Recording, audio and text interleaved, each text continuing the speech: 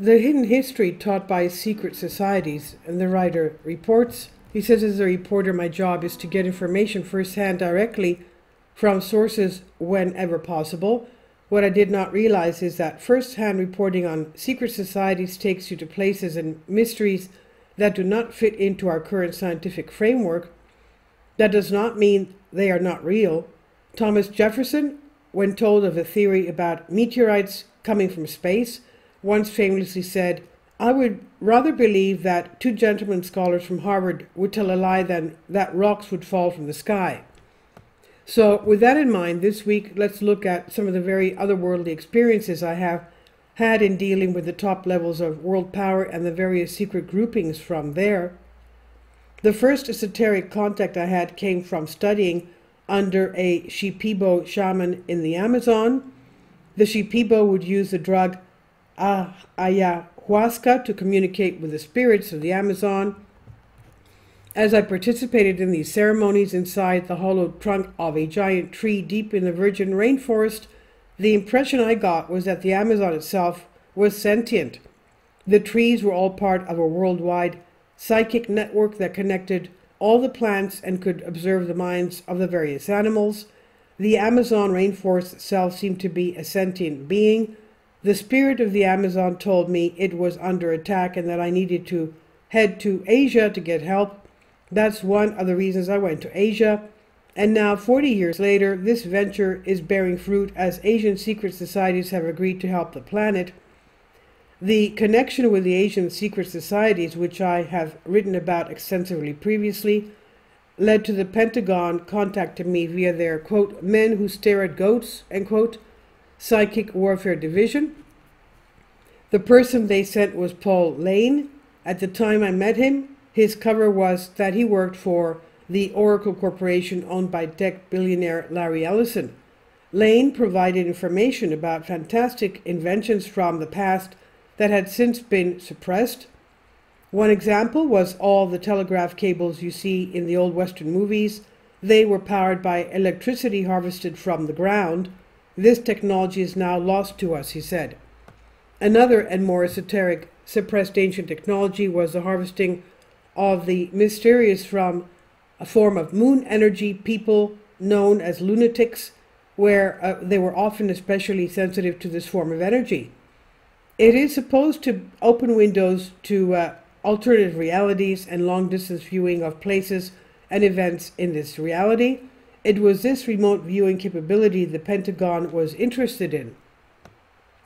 Among the many things I learned from this group was that NASA stood for not a space agency. It turns out NASA is just a giant movie studio stealing vast amounts of taxpayer money to create the illusion we are exploring space. The writer says, the Pentagon pointed out that all manned space exploration had mysteriously stopped in the 1970s, and that someone or something was preventing us from leaving this planet. That appears to be why all of the Elon Musk spaceships on missions to Mars get blown up when they try to leave the planet. The conclusion they have reached is that our planet is under some form of quarantine. And the writer goes on to say, the Pentagon people also said their research indicated advanced civilization was destroyed at least twice on this planet. They claim they have seen evidence atomic weapons were used in these events. For example, there is very convincing evidence of a devastating nuclear war in ancient India, including radioactive skeletons, molten glass, etc. And he's talking about Mohenjo-Daro here. But not only there, also in the Sahara. Now, going back to this seems to be an event at the date of 26,000 years ago, whose survivors created many of the secret societies existing today. And he says, for background information, read the Mystery of India, the link here. He says also there's evidence of a mysterious genetic bottleneck indicating humanity was nearly wiped out about 74,000 years ago, supposedly by a massive volcano. We're talking about Toba. And then there is clear evidence that the sea level was 122 meters lower during the last ice age about 14,000 years ago. So that's over about, 350 feet. That's a lot. That's a whole mountain. I would venture to say that a lot of land areas were reachable, either by foot, traveling by foot, or even using a simple boat. He says not only that, data from ice cores indicate this ice age ended extremely abruptly 11,600 years ago. This caused a sudden rise in sea levels around the world that put entire continents and coastal plains underwater. This is why cultures around the world have legends and memories of a giant flood.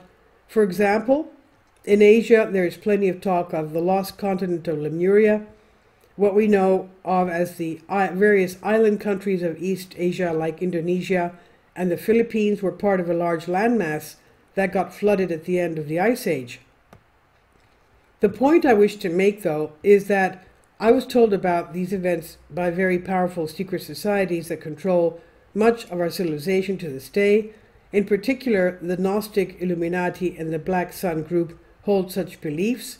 They both claim to be founded by survivors of pre-flood civilizations. Let's start with the Gnostic Illuminati version of history. They say their group was founded by the mathematician Pythagoras, the ancient Greek, who lived from 570 to 490 BC. Pythagoras taught his disciples, quote, 1, that at its deepest level, the reality is mathematical in nature. 2, that philosophy can be used for spiritual purification. 3, that the soul can rise to union with the divine, that is God. 4, that certain symbols have a mystical significance. And 5, that all brothers of the order should observe strict loyalty and secrecy. However, the Gnostic Illuminati I run into, say Pythagoras, who was trained by Egyptian priests and Babylonian magi, was the heir to a much older pre-flood body of knowledge.